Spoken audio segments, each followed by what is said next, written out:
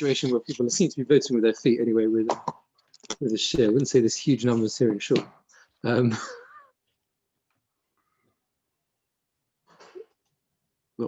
we will see. Okay. Right. Okay. Good evening, everyone. So we're up to the Mishnah. So the Mishnah here deals with, the Mishnah here. Please do it. As I say, I'm using my phone, so I won't see everyone at the same time. All right. So if you want to just ask a question, please do unmute yourselves and just always shout out rather than wave frantically, because I can only see three people at one time. All right. So the question here, the Mishnah deals with a fascinating question. This whole sugya, Daf Daled Amud Beis, deals with the question of, let me put it to you like this: someone enters your property, for example, and they go into your back garden, and they see that your garden has got an empty flower bed, and they plant some flowers in your flower bed. And then they knock on your door the next day and they say, did you notice the nice flowers you've got in your garden? And you just answer, you're indifferent. You say, I actually did. I don't know anything about them. And they say, well, that will be £100, please, for the work and time and labor that I've spent improving your property. Okay. So that's a very, very important question in halacha, right? What happens in a situation when someone else does something to improve your property, your land in some way? Can they then obligate you subsequently, or are you obligated subsequently to pay for that? What they've done. That's the question. It's a much bigger question than this sugya alone deals with, because it's discussed in a number of places. It's a Gemora in Bava Metzia, it's a Gemora in other places, but the pieces all sort of interlink. And the particular scenario that we're talking about here, which is why it's a continuation from the first Mishnah, is a situation where, as you would probably guess, one person builds a wall between his field and your field, and then basically turns around to you and says, I'd like you to pay for the cost of that wall. The scenario, particularly the Mishnah is talking about, according to Rashi, is a situation where you have someone whose fields surrounds someone else's. So basically, you've got a little field in the middle, and he has fields all around yours. Okay, and he builds walls between his field and your field, right, all around, or at least he starts off building on three sides, and then the whole one of the key question of the Mishnah is about when he builds the fourth wall on the fourth side. Okay, so that's what we're dealing with. So the Mishnah says like this: someone who surrounds his friend from three sides, and he builds a wall on the first side, the second side, and the third side. We don't obligate, says the Tanna Kama, we do not obligate the person in the middle to contribute to the cost of that wall that's between his property and your property. You don't obligate him to participate in that cost. Now, this follows basically, as we'll see when we get to Rashi, that this follows something that we learned in the previous Mishnah, which was that a bikah, a valley, a place where there are fields, right, is assumed to be a mokum shenagu shaloi ligdar. It's a place where there are no fences. Fences are not built. So mokum shenagu shaloi ligdar. It's a place where there are no fences, right? People don't normally build fences in such places, and therefore there's no obligation on the person who has now got this wall between his small field in the middle and the people in the surrounding fields. There's no obligation on him to contribute to that cost. And obviously the question is, which is what the Gemora is going to talk about, the implication is that if he would build the fourth wall, he would be obligated to participate if he'd have a wall on all four sides. So that we come to in the Gemora. But the Mishnah brings another shitta. Rabbi Yossi says, Ein omad v'goder esoravius, if he gets up and he builds the fourth wall, megalgalin olav esakol, you then roll on him, it seems this is the simple translation, you roll on him the cost of all four walls. That's what it says in the Mishnah. So in terms of understanding Rabbi Yossi, you can immediately see what the questions are. Im omad v'goder esaravius, who's building the fourth wall, right? Is that the person who is the owner of the middle, the central field, right? Is it him building the fourth wall, which could be an indication, are you with me, that he's happy, right, with the other three, right? Or does it mean, no, the person who's surrounding you, who built the other three, he goes and then builds the fourth, and now he can obligate you to pay for all of them? So these are the questions that the Mishnah, the Gemora here is going to deal with. It's a very, I would say, it's a short, succinct sugya. If we don't finish it today, then we'll be able to finish it Mitzvah Hashem next time. It's not a long sugya, but it's got a lot of very fascinating implications and ramifications within it. It doesn't mean he has to pay for everything. It means his 50%. Yeah. I don't know. Yeah, exactly. There's no suggestion that he should pay for the entire cost of the wall. Of course, Megaglin Lovis Hakol is one of the problems the Gemara's got. What does that mean as Hakol? What does it mean? Everything, right? It doesn't mean all four walls. Doesn't mean only that wall, right?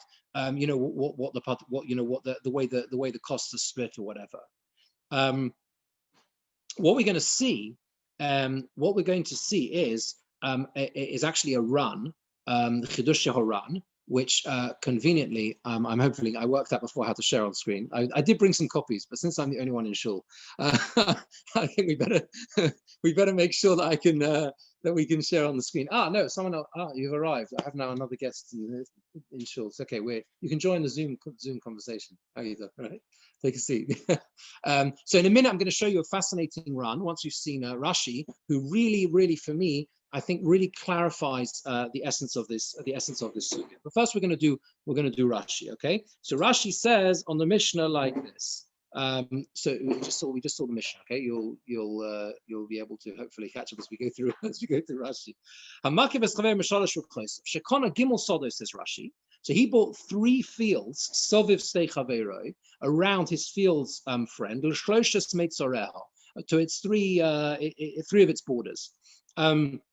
So he owns 3 fields all around. The Goder Shloshnon, and he built a wall surrounding all 3 of them, meaning between his field and the central field. And it comes out, therefore, that the field of the middle one is now surrounded by a wall on 3 sides. So the Tanakama says, says Rashi, we don't obligate the person in the middle to give anything. As we said in the previous Mishnah, that a bika, a valley, in other words, a place where you have people growing crops in fields, is a place where the minhag is not to build walls, and therefore there's no way that I can force you, or one of them can force the other one to jointly participate in the building of a wall between their fields, right? If it was a mokum shin nohagu ligdar, if it was the place where the minhag was to build a wall, so one of them can turn to the other and say, this is the minhag. The minhag is that we both participate in constructing the wall. This a bikkur that doesn't apply. I could, of course, choose to build a wall if I want, and that's fine, and that's what he's done here, but that doesn't mean he can obligate the other one. But the question is, what if he then goes to build the 4th one? So now what we have here is a hagol. You have this a few times in Bava Basra. It makes things a little bit confusing in Rashi because you have insertions in Rashi that is not from Rashi. So this hagol, this gloss or this extra comment is inserted into Rashi, but it is not Rashi. Hagol, the abbreviation stands for Tov Mem Shim, stands for Tosfos Merabbeinu Shmuel, which I think is probably the Rashbam. Okay, and he says like this: V'li nira. It seems to me, Tama, the reason is, what is the reason for the Mishnah? What is the reason why he can't obligate him to pay? Because he hasn't helped him at all. He hasn't done anything. Because everyone can come in through the 4th wall, through the 4th direction. There is nothing you've done to help him. Okay, at that stage. Avol in Goda Revius, but if he builds the 4th wall, then even according to the Tanakama, there will be some level of obligation, and the big question in the Gemora is what level of obligation, that will fall upon the owner of the middle field to contribute in some way to the cost. Right? Now, therefore, the big question is why? Why should it be that if we are saying that a bikkur is mokum shenagu shelo ligdar, right? That a bikkur is a place. I'm trying to push that button to turn off this blast of hot air. Thank you so much. That's great. Okay. So if we're saying there's no obligation to contribute because the Bikkur is a place where they don't build walls. So what does it make a difference to build the fourth one? So this is what the Rashbam deals with now. But even though we said earlier on, this that a Bikkur is a place of value, is a place where the minig is not to build walls. That's only between valleys or between maybe even areas in the valley, not entirely clear. The kosel govoya dalad amas, and the wall is 4 amas high, the full height of a proper wall. L'shamhu delobo inon. That is where we don't require a wall where the assumption is that people don't build walls between fields. Deleka hezek re'iyah. Skip out the Bach, I think skips out the next that abbreviation. Deleka hezek re'iyah, because in a bikkur there is no hezek re'iyah, right? A bikkur is a place where you have your fields, your crops growing. There's no hezek re'iyah. You're not worried about people looking in. All the concerns, it doesn't apply. Okay, but that's only hezek re'iyah. That is damage caused by someone else seeing into your property. That doesn't apply in a bikkur. Avol b'shvil hezek behemos, because of damage, however, caused by animals. Shelo yikonsu l'sodeh, that they shouldn't enter the field. You have to build your wall 10 tefachim high, at least a minimal size wall. You need that, which prevents animals walking into your field where you're eating your crops. Okay, and therefore that is the argument. That once the person who is living, or has his field surrounding yours, completely encloses your property with some sort of wall, be it a low wall, a 10 tefachim high, picket fence, whatever it is, but something that stops animals coming in. So now the question is, now he can turn around to you and say, I have helped you. I've significantly helped you because I've benefited you. Animals can't come into your field, and now it's time for you to pay up. Okay, even though we don't usually build walls in a bikkur, but that's only hezek re'iyah. When it comes to, at the end of the day, he's definitely benefited you here. He's benefited you from preventing animals coming in, and therefore you will be obligated to pay at some level, which we'll more discuss at which level. Rabbi Yossi says, it carries on the Rashi. Rabbi Yossi says, if he goes up and then he builds the fourth wall, there is again a confusion here with Rashi, because the words v'lo gasin and nikif are actually part of the Haggadah, not really part of Rashi. It's part of the Rabbeinu Shmuel again.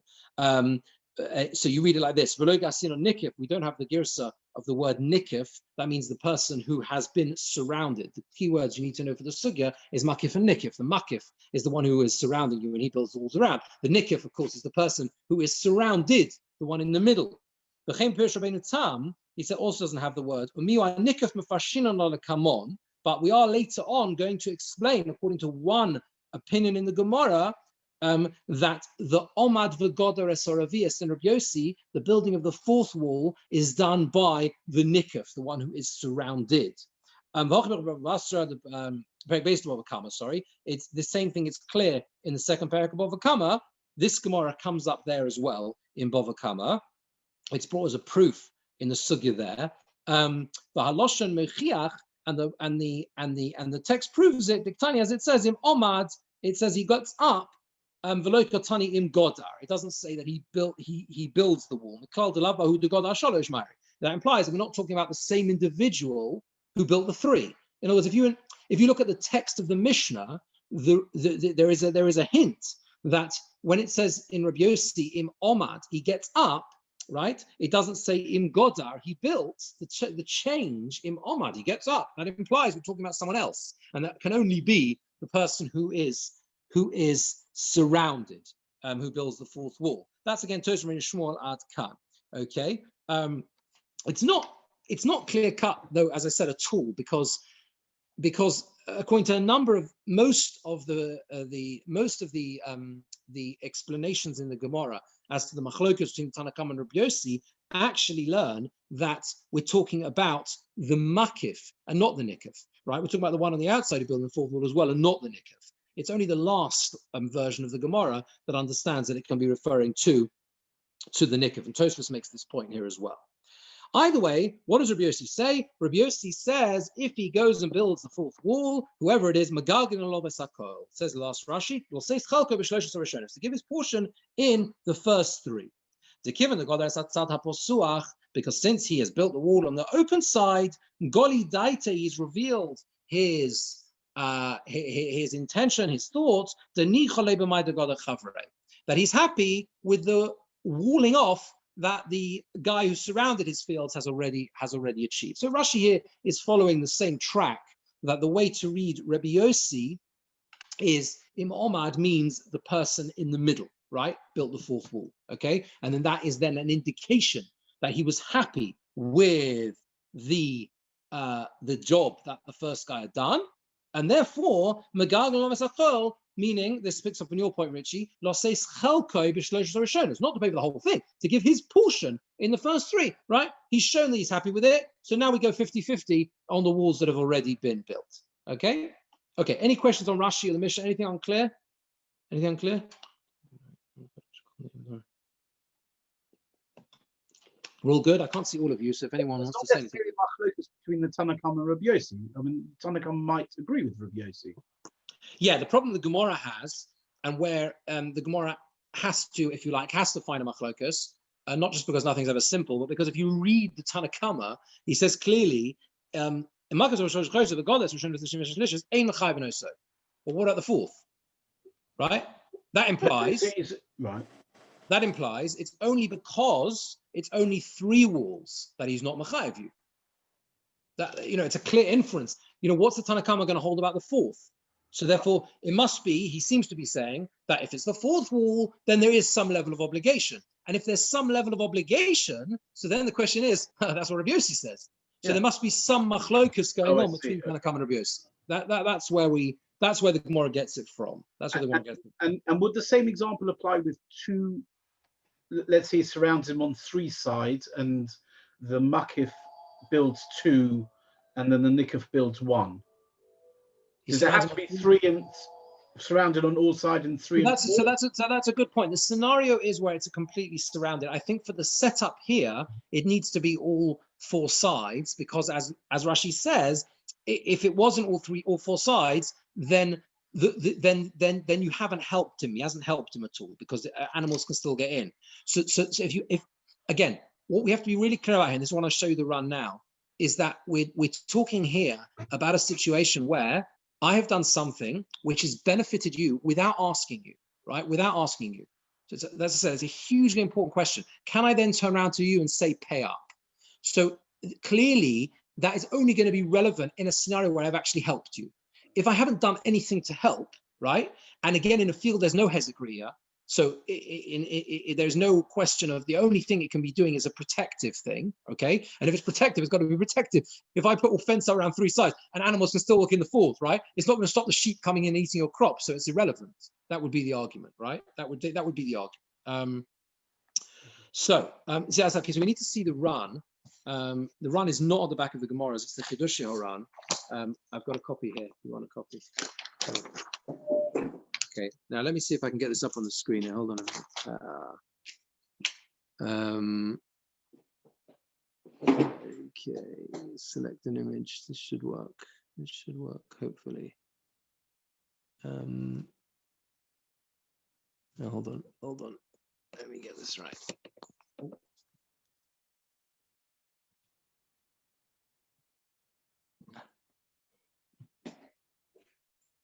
Okay, can you see that? Can someone say, can you see that? Yes. Excellent. Perfect. Brilliant. It works, even on a phone. Look at that. Okay, so you can see my arrow. I've drawn an arrow. Okay, I've drawn an arrow. Let me just find this. Okay. Yeah, can you see where the arrow is? You might need to expand it on your screen. Yes, we can see the arrow. Yeah. Excellent. So basically, the run really summarizes this very beautifully. Firstly, he brings in the background to this, which is not on this page. He brings both the opinion of Rashi, and then he brings the opinion of the Ramban and others, the Rashba, who completely learn the Mishnah totally differently, and they say the Mishnah is talking about not a wall between external fields and your central field, but a wall around the external fields. So, all around the whole property, so that you're benefiting not because it's a fence between between yourself in the middle and them, but because he puts a fence around the external fields, right? So that fence, it automatically benefits you because he's put it around the wider field. Okay, that's a totally different shot in the Gemara. We're going to stick with Rashi, otherwise we'll get too complicated. But the Ran says like this: Umikol mokum lakulu pirushay. However you explain the mission, you've got the following problem. Since we're talking about a place where there is no minhag to build a fence, right? We're talking about bika, as we said. The minhag is there's no minhag to build a wall. When he builds the fourth wall, why do we obligate him? Because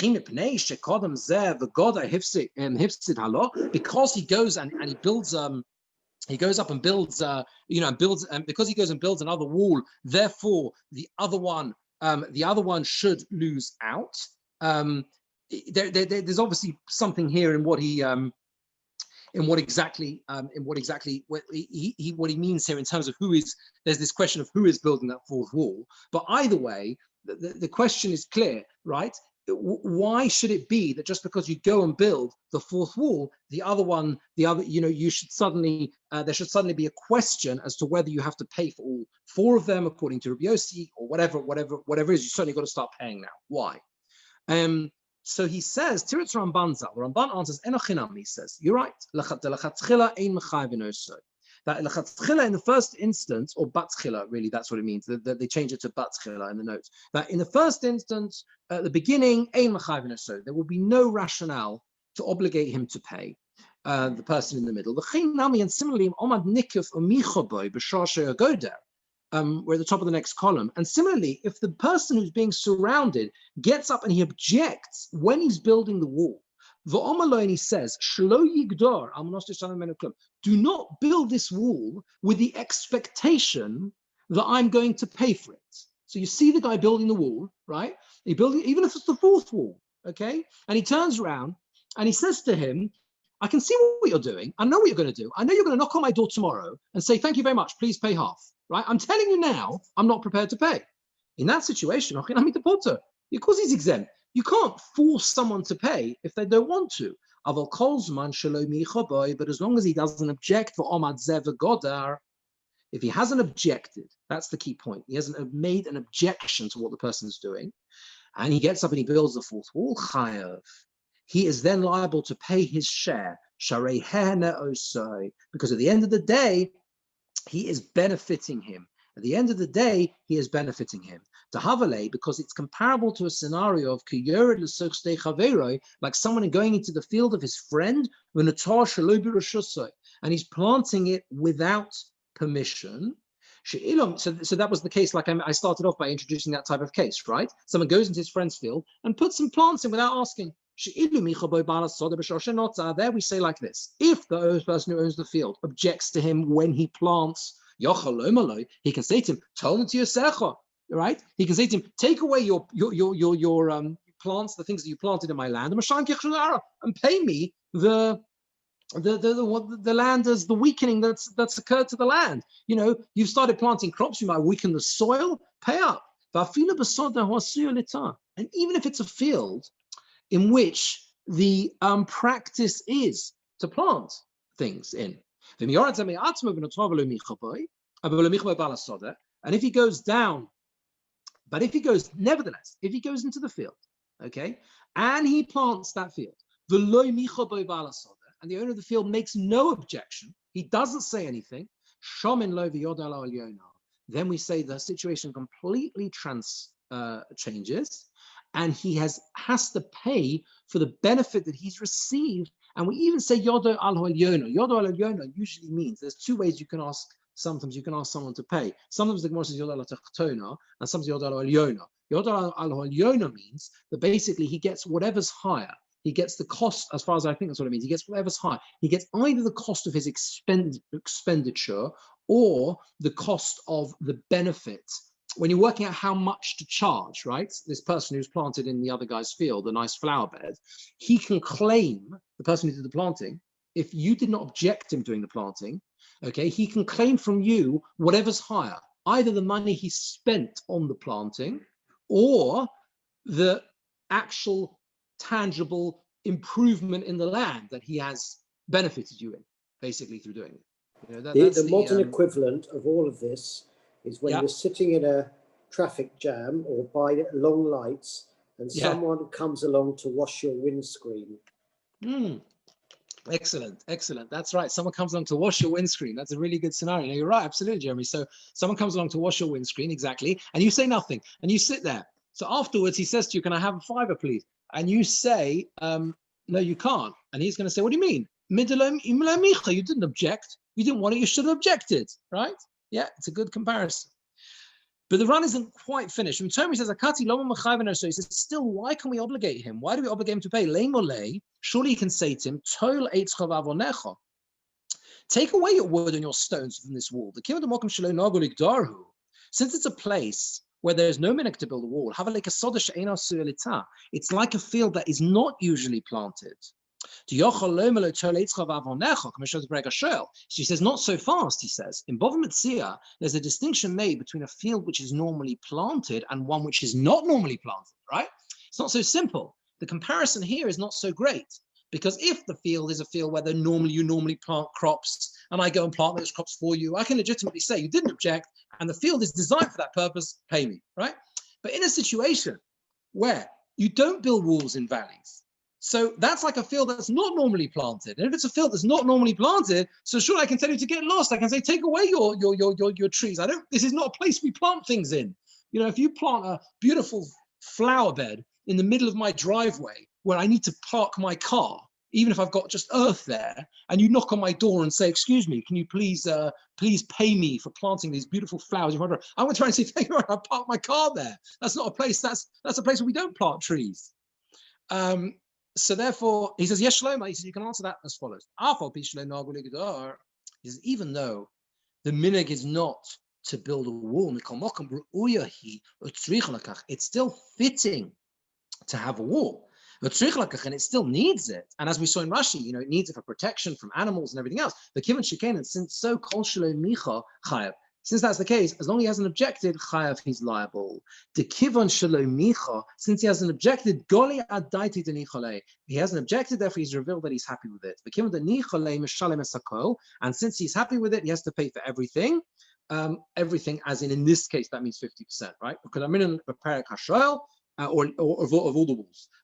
We'll see in the Gemora, though. As we say in Parak HaShoel, Chazid Avogadar Mantzle brings the Gemora in HaShoel, where he says he saw that he was building a wall and protecting him. Amalei said, Goles Adaitech, the Minach Nicholach, you have showed that you're happy with this situation. Zil Shumle Yodar Yona, go and evaluate him, and he gets the higher amount, whatever is higher, either the expenditure or the improvement. There's just one line which you don't have, which is V'hochanami here as well. Kivan Shlomicho, since he doesn't object, Ki'ilu Gole Adaite Denichole. It's as if he's revealed that he is happy with it. So this run, very, very beautifully, and you see, I think, from bringing this run in, how occasionally bringing in something from the Rishonim can really bring some really beautiful clarity, to the issues at hand in the Gemora. You really see exactly what's going on here, as to the logic behind the obligation here. It is basically a situation of someone going into someone else's field without permission, where there is a tangible benefit to the individual concerned. Since he doesn't object, he has to pay. Okay. Any questions on the run? We're going to go to the Gemara. Yes, I've got a question, which is there a logical argument here to say that the person building the three walls cannot anyway build a fourth wall unless he has the permission of the inner field owner? So you mean he could, because there might be a detriment to him? Yeah, because then he doesn't have any rights of access and he's been cut off. Okay, so that's a really interesting point. I would assume, and I haven't seen whether they talk about this or not, I would assume that we're assuming there is no detriment. The whole way through the Gemara, the assumption seems to be made that there is no detriment through this wall, right? That's the assumption, okay? If there was a detriment, it's all benefit, right? It's all benefit once you have the fourth wall. It's all benefit. The only question is how, how much benefit, how much can you make, how much can I be charged to pay for it, whatever. I think that if it was a case that there was detriment, then that would be like that would be, for example, the example I gave of the you put the flowers or even a palm tree in the middle of my driveway, right? Where, yeah, of course, if you're looking at it in a strange way, you could say, but I made your driveway look very nice. Yeah, no, you haven't. You've damaged me, right? So that's like the Soda She'ena Suda. That was really the Ran's problem. The Ran's problem was, hold on a second, this is a field where you don't plant, you don't put walls in. So his answer was no, because at the end of the day, it is, he said, he uses the phrase ru'uyahi, it is fitting for a wall, and it needs a wall. It's just that the minig is not to do so, but a wall is beneficial. So yeah, it's a very good point. Yeah. We'll see maybe we'll pick up hints as we go through the Gemara. Anyone else? Anyone? Any other questions, or we're okay? Yeah, we're good? Okay, good. Let's carry on. So let's see the Gemara. Amar Rav Yehuda Shmuel. Rav Yehuda's name is Shmuel. Halacha Rabbi Yossi. First thing you have to know, it says the halacha is like Rabbi Yossi. The Amar says, Im Omad v'goder esravias megalglin olav esakol. If he gets up and he builds a fourth wall, megalglin olav esakol. You make him pay for everything, All that means he's 50% in all four walls, the cost of all four walls. Loshn amad nikiv, loshn amad makiv. No difference, says the Gemara, as to whether the nikif, the one in the middle, builds the fourth wall, or the makif builds the fourth wall. No difference. Okay, in Rabbi Yossi. Now, let's be clear. If the nikif builds the fourth wall, the person who's in the middle, that's the obvious case. Are you with me? Yeah, that's much more obvious. Yeah, if I get up and build the fourth wall myself, then that clearly demonstrates that I'm happy with what you did on the first three. The bigger chiddush is the makif, right? Is the makif building the fourth wall? So the Gemara is establishing here that even if the makif is the one who builds the fourth wall, I didn't do anything. Nevertheless, Rabbi Yossi holds you can be magalgal of a sakol. He pays the whole. There's to pay for the whole lot. And actually, we'll see. See in the Gemara, the conclusion of the Gemara comes out the same way as well. You see clearly that the halacha is, as the more established, the halacha is like Rabbi Yossi, is like Rabbi Yossi. But the question is, what does it mean that you're chayav? What does that mean? What are you chayav to pay? And that's the next question of the Gemara. Itmar, there's a Gemara makes a machlokas amiroim on this point. Itmar was taught. Ravuna says akol lefi ma shegoda. You pay everything according to that which he built. That means all the expenditures that the first one invested in the wall, whatever they were, you got to pay half. You know, he built a beautiful wall of Jerusalem stone, whatever it is, half, you got to pay half. That's how it is. It's a demonstration. You're happy with it, you got to pay. Chia Barav, that's the first thing. Chia Barav says, not so fast, he says, everything according to a cheap wall made of reeds or branches or whatever it is. Okay, so this is where you see this is you see a line like this in the Gemara and you think obviously like we should have thought of that when we learned the Mishnah, right? Like hold on a minute, there's an obligation to pay, but surely I could turn around to you and say, yeah, you've benefited me because sheep can't come in my property, but to prevent sheep coming in my property, I didn't need the most expensive marble wall. Right? All I needed was a little fence made of cheap bits of wood. So how can you obligate me now that you've done that? That's your decision. So that's a machlokas between Rav Huna and Chia bar Rav. And the Gemara tries to prove from the Mishnah as to which of these opinions is the correct one. Is there an inference in the Mishnah to support one or the other? Let's just see Rashi first. Rashi on the Gemara, it's the first end of the first wide line.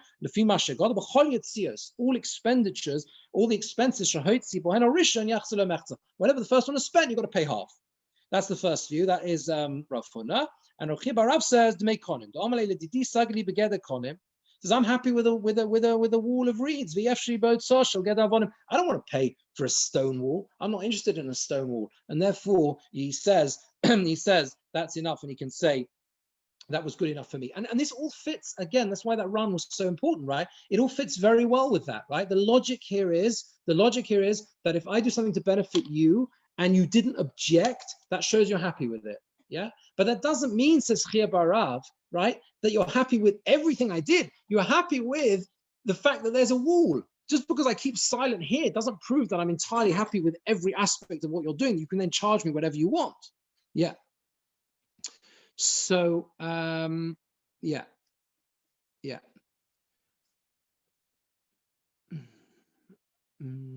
Okay, so that all right. Okay, so fine. So let's carry on. Let's see how what the Gemora does this. Tanan, the Mishnah says the Gemora says Tanan, the Mishnah says someone who surrounds his friend on three sides, and he surrounds him with a wall on three sides. You don't obligate him to pay to contribute. That was the Tanakama. The implication of the Mishnah was that if it's the fourth wall, you are mechayev him. That's what we said. Amos sefer. Look at the sefer of the Mishnah, Rabbi Yossi, where it says, if he goes and builds the fourth wall, then you make him pay for everything. Okay, so you see, this is what I mentioned before, where the Gemara takes it as a dova poshut, right? That the inference of the Tanakama is that once you build the fourth wall, there is something to pay. And Rabbi Yossi says, you pay everything. So the question is, what exactly is the machlokus between Tanakama and Rabbi Yossi? Bishlam Rav Huna, says the Gemara. According to Rav Huna, I understand it. According to Rav Huna, the Omer says, that you have to contribute whatever wall this individual made. You've got to pay whatever it was.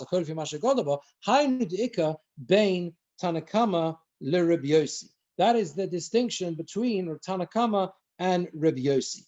Tanakama sovar Dmeikonim Bazoil in Mashagodolo. Tanakama holds Dmeikonim Bazoil, the cheap wood, yes, or Mashagodar lo, and that which he builds with an actual fence, not okay. So that's the Tanakama. Rabbi Yossi Sovar, and Rabbi Yossi says, Hakolafi Mashagodar. No, you've got to pay whatever material was used. So it's clear that Rabbi Yossi is, well, at least that's the obvious, most and simplest way to read the Mishnah. That Rabbi Yossi is more machmer than the Tanakama, right? That's how you would logically read the Mishnah. You've got to pay everything. Rabbi Yossi says, okay. So there, it seems that he's going one step above the Tanakama. So according to Rav Huna, it makes perfect sense. Tanakama holds you only have to pay to make konim bazol, right? The cheap wood. It comes along Rabbi Yossi and says, no, you got to pay whatever the material he used. Beautiful, all makes sense. Yeah. Ela Chia Barav, says the Gemara, but according to Chia Barav, the Omer says a kolafi to make konim bazol, that everything is according to the kol is only the kolafi to make konim bazol. That Rabbi Yossi says you only have to pay the cheap, whatever it is, the cheap wood. That's Rabbi Yossi's view. Rav Huna was of the view that you got to pay. The Rabbi Yossi says akol if he means everything. But according to Chia Barav, the stricter opinion that means Rabbi Yossi, he says it's the cheap word. Ma'ika bein Tanakama and Rabbi Yossi. Right? What's the difference between the Tanakama and Rabbi Yossi? If he's not paying according to the Tanakama, right? The Dmei Kolim Bazol, the cheap wood. So what is he paying? What is he giving? We inferred that the Tanakama says if you build all three rules, you don't pay. If you pay the fourth wall, Magalglin Olav Es Ha, it doesn't say Magalglin Zakol, but the implication is once you build the fourth wall, then you can charge it. But if Rabbi Yossi says you build a basic, you can only charge as much as a basic wall. So what's the lowest stage of the Tanakama? What is he saying that you have to pay? What's below that? So the Gemara brings four answers to this. Okay, it's really three answers, but the last one has two lashonos. Okay, two versions. So three answers. Okay, before we see that, let's do Rashi first. Let's do Rashi first before we see the answers. Sorry, can I just ask a following question, because I'm confused with the math. I went to ask minutes, so that's my excuse. So I built three walls. Yeah. And Shimon built the fourth wall. Yeah. Now we're saying that Shimon has to give me 50% of my three walls. Is that right? He has to give you 50% of all four walls. Oh, right. But I didn't build the fourth wall. He built the fourth wall. So let's say I built out a nice marble and it cost me £1,000 a wall. 1 second. Who built the fourth wall? He did. The man who's got the field in the middle, Shimon. Again, it's not clear. All we've said so far is, and we're going to come back to this in one of the answers of the Gemara, right? All we've said so far is that in Rabbi Yossi, it doesn't make a difference whether it's the makif or the nikif. That's what we've said so far. Okay, it makes no difference who builds the fourth wall. So Megalgalim Alav HaKol is talking about you split all four walls. That's what that's what we're taking on for now. Again, this is all going to be fiddled with a bit, I'm afraid, Okay, because in the answers the Gemora is going to give, the Gemora is going to play around with all this in order to resolve it. It's like as the Gemara often does, meaning we have a problem here, which is you learn the Mishnah. The Mishnah is clearly understood by the Gemara as a machlokus between Rabbi Yossi and Tanna Kama. That machlokus makes perfect sense according to Rav Huna, who says that Rabbi Yossi holds you charge him for whatever wall, whatever wall he's built, he can charge the other guy to contribute. So that makes perfect sense. The Tanna Kama is the more lenient opinion. He says, no, you can't charge him everything, but you can charge him for a basic wall, right?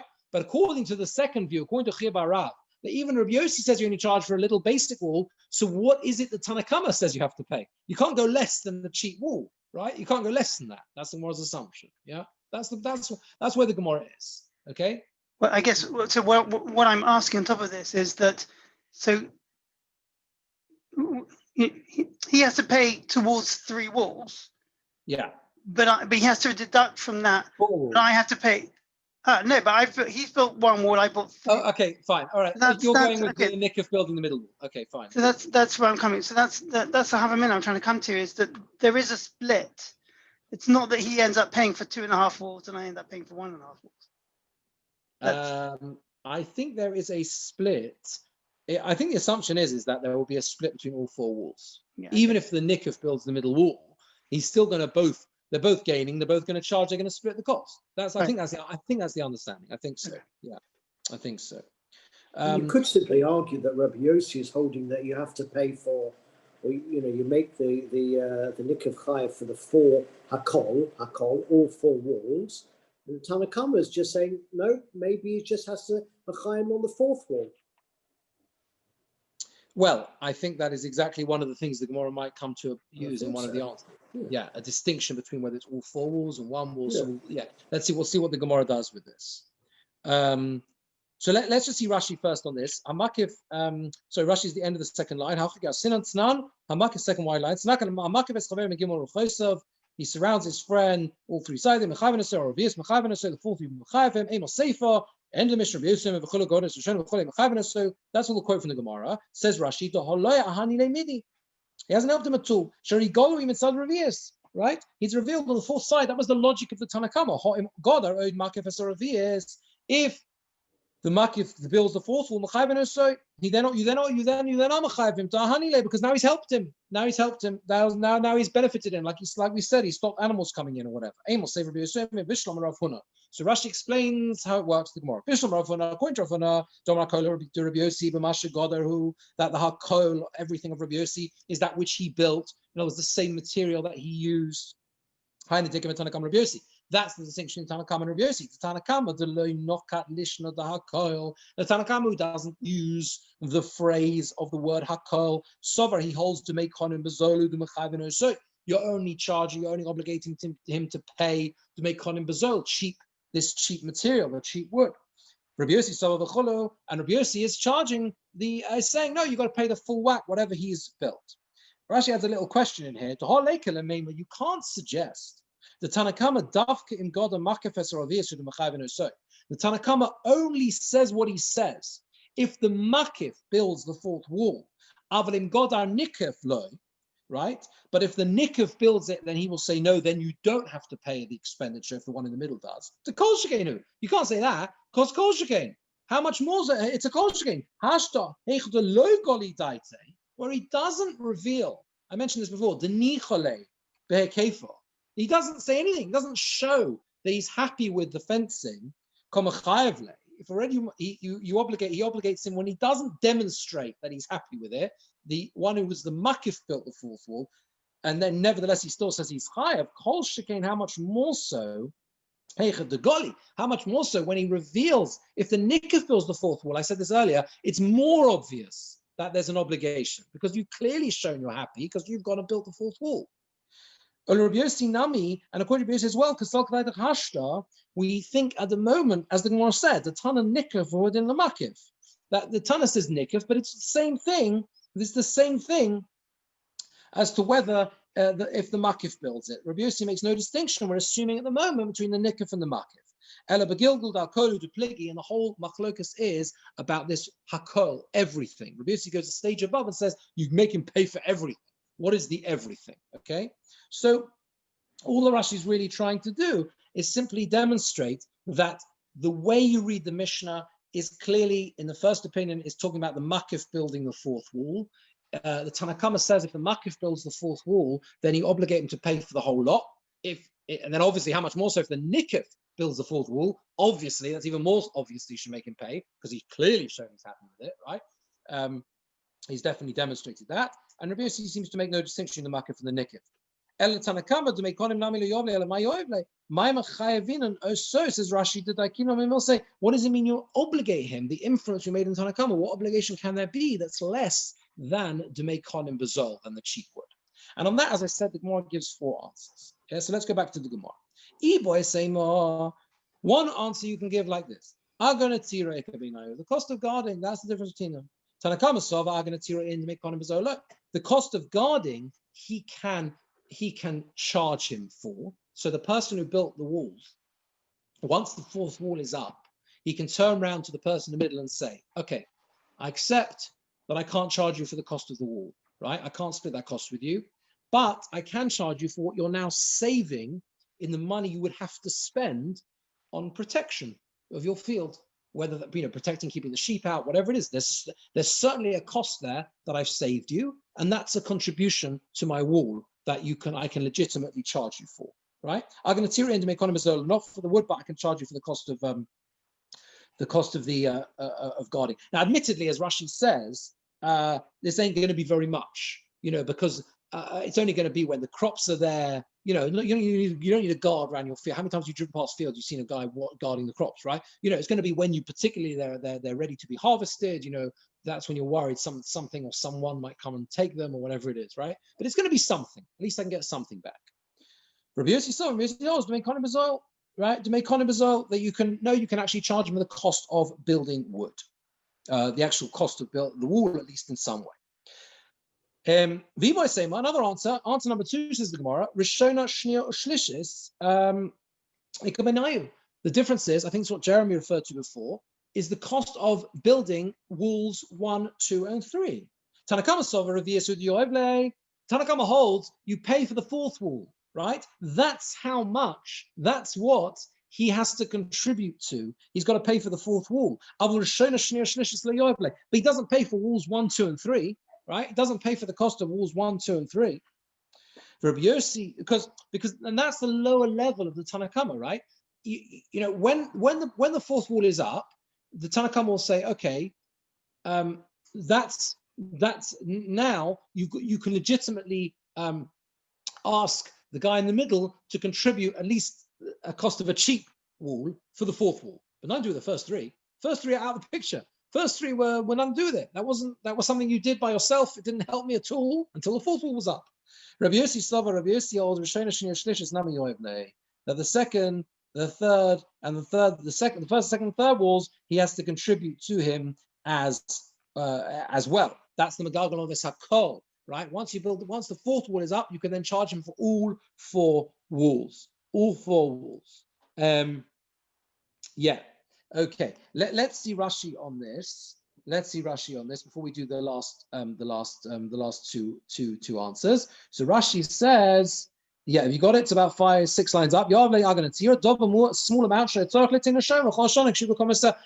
amount that he had to give a guard every year when it was in its full height, when the crops were fully grown. The Tanakama Sova, the first opinion holds to Rabbi Yossi. This is going down the second opinion, that you pay for the fourth wall in Godra Makif if the Makif builds it. But he don't pay for the first 3 walls, okay? Yeah? Now, do you have a problem with this? Because I do. Yeah? Think logically here, right?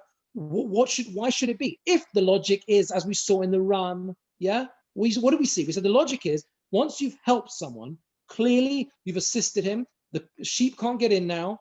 Okay, until the fourth wall was up, so we could say, you haven't helped me. I haven't done anything yet. But now that the fourth wall is up, what's the logic not to obligate him in all 3? Why make a distinction in the first 3 and the fourth?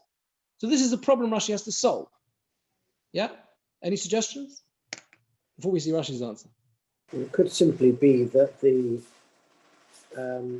only benefit really accrues on that final wall. So with three, it's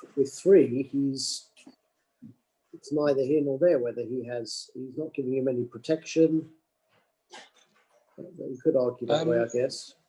Yeah, but the question is, once the fourth wall is up, what's the logic now to make a distinction between the first three walls and the fourth? That's the question. You know, once that's up, why should you make a distinction? So that's what Rashi has a problem with. Yeah, because if he's agreeing to the fourth, the fourth is only useful because 1, 2, and 3. So he can agree to the fourth, but you can't claim that he's getting benefit from 1, 2, and 3 because you built 1, 2, and 3 without his permission or without his partnership. And by him building the fourth, only then is he getting protection. Okay, I see where you're going. I think Rashi, I think, wants to make it a bit stronger than that. He wants to sort of cement that in law. So Rashi says, the next few words, that it's been a psak din already on the first three. So it's like you're saying, Martin, but it's stronger than that, right? There's been a psak din on the first three that you're potter. I mean, whether there's been a formal psak din or not, it's assumed, right? That's how it is. You've already been Yotzi Zakkai and based in Sha'osham Yomim Rabim. The assumption is they've been there a long time. And they haven't helped him. Okay? Haven't helped him. Vim Godra Nikif Revius. Now, if the Nikif builds the fourth wall, Loyoiv Limidi Kedeprecious, he doesn't give anything. Shekavayotzi, they based in Mayhem.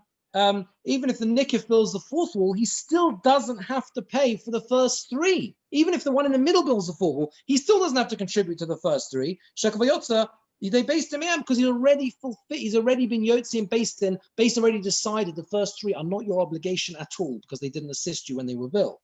Or Rabbi Yossi, makes no difference whether the Nikif or the Makif is built. Megalgal in Olav, Bakulon to make on him, right? You roll upon him. Bach skips out 2 words. You Megalgal in Olav, Bakulon to make on him. You roll on him to pay. With all of the walls, the cheap wood, because we're going in that view in the Gemora. We're going on the Chia Barab. Now, Tosfos, interestingly enough, has a different view to Rashi. If you look at Tosfos, the beginning, the Tosfos Diramaskal Shnia, the second last Tosfos Omeri Dahainu Taimor, he gives a different reason why you're not obligated to pay the first three walls.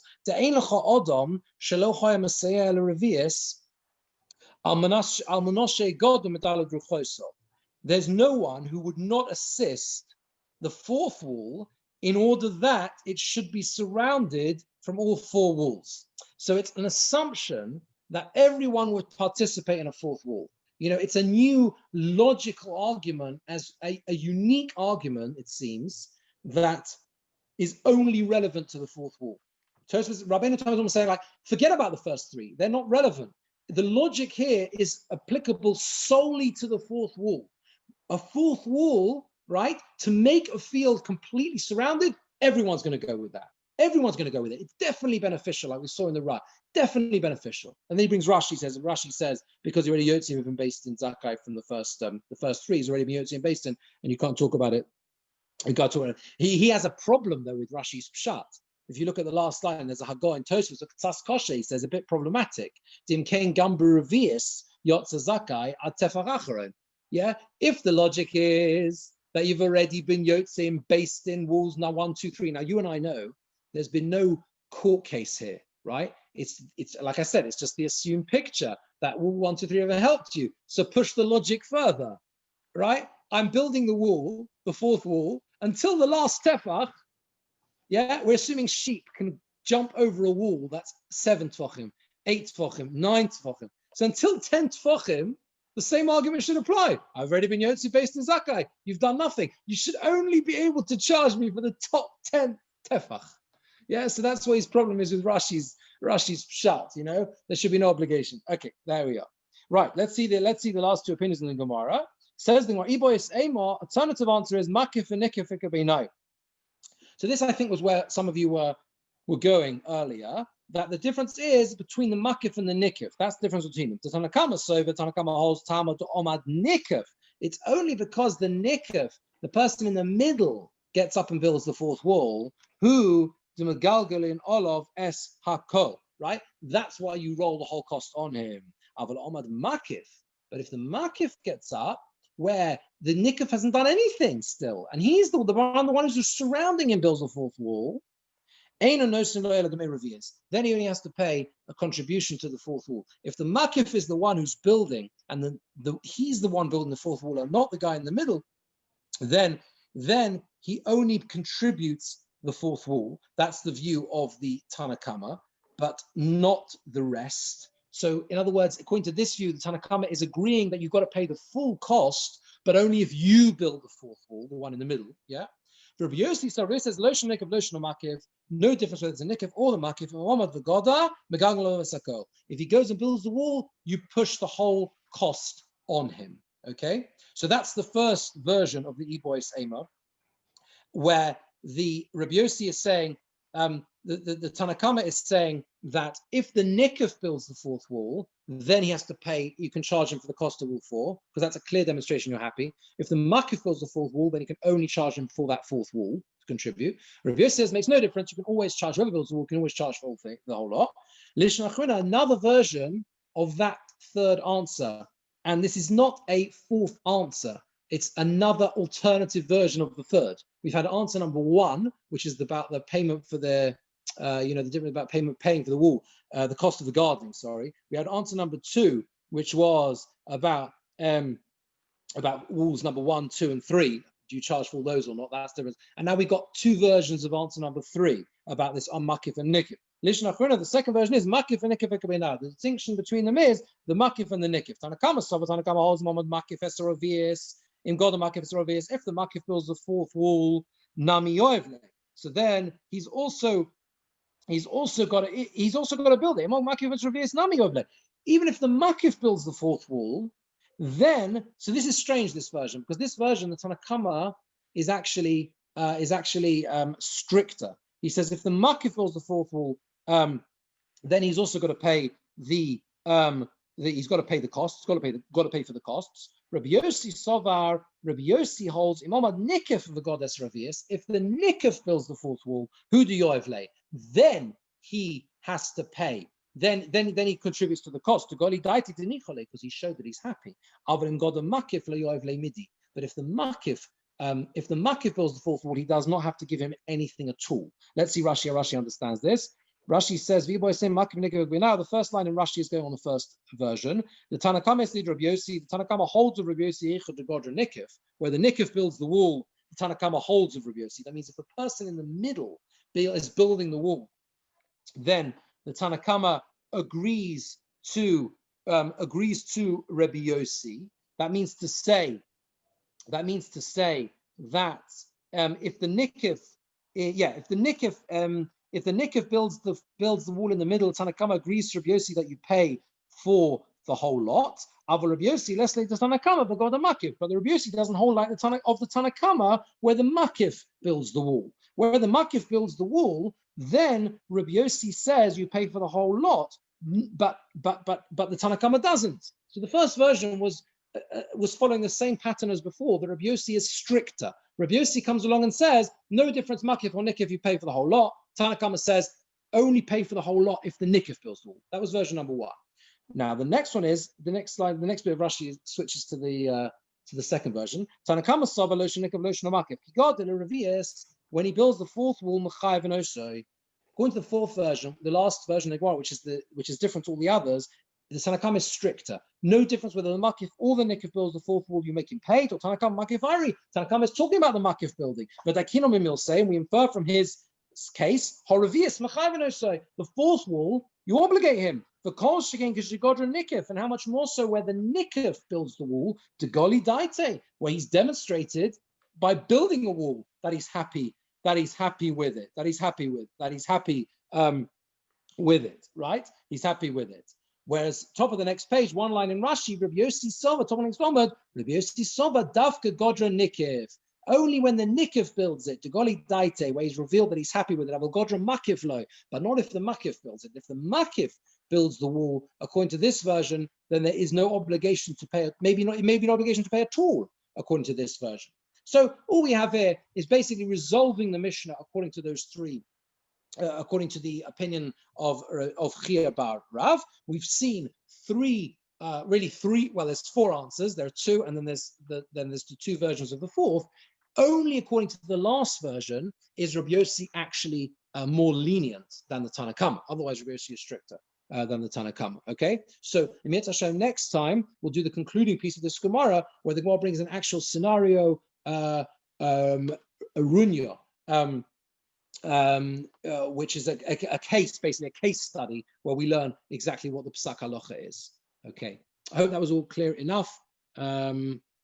I really should set up the last WhatsApp group. What was that? Just explain that very last bit. You didn't get the last Rashi. The very last line in Rashi. So all Rashi's doing. No, just the last bit. You said the kol chicane with the makiv and the nikuf. So, okay, sorry. So yeah. So there's always a again with the nikuf. If the one in the middle builds the wall, there's always more of a reason to say that that's a gilui das, that's showing you're happy with it, because you've gone and expended yourself, right? So basically, the Tanna Kama is clearly talking about the makif. That's the case of the Tanna Kama, right? The inference is that if the makif, even if the makif builds the fourth wall and the guy in the middle has done nothing, you can obligate him. You can obligate the guy in the middle to pay. Kol shekain, how much more so if the nikuf builds the fourth wall, right? Can you obligate to pay? Whereas Rabbi Yossi, according to this version, is more lenient. Rabbi Yossi comes along and says, no, im omad, if the nikuf gets up and builds the middle, then, only then, right, is it enough of a demonstration that he's happy, and you can be magalgel olav esakol. You can make him pay for the whole thing, right? Yeah. Okay, we'll review it quickly next time. It's Hashem at the beginning of the share. Can I just ask you all about next week? I'm very happy to give a share next week. I know, like often we would take probably a winter break. People are going away. No one's going anywhere. I think anybody's I'm very happy anywhere. to give a share. People are. What do you? No one's going anywhere. Yeah, happy to do. Yeah. Even if everyone's happy with. Everyone's happy. Agreed. Okay, good. There is no one's got anything to do. I mean, even if we had something to do, I don't take that the wrong way. Things are really bad if the rabbi's the only entertainment. I didn't mean that the wrong way. I'm sorry. That's okay. We have no excuses. That's what I was saying. No. That's fine. Mitzvah show next week. Very good. Excellent. Look forward. And and we may well go to as discussed. Zoom only anyway. Whatever. We'll let people know. For sure. Obviously, I mean sure. Okay. Take care. Thank you. Thank you. Thanks.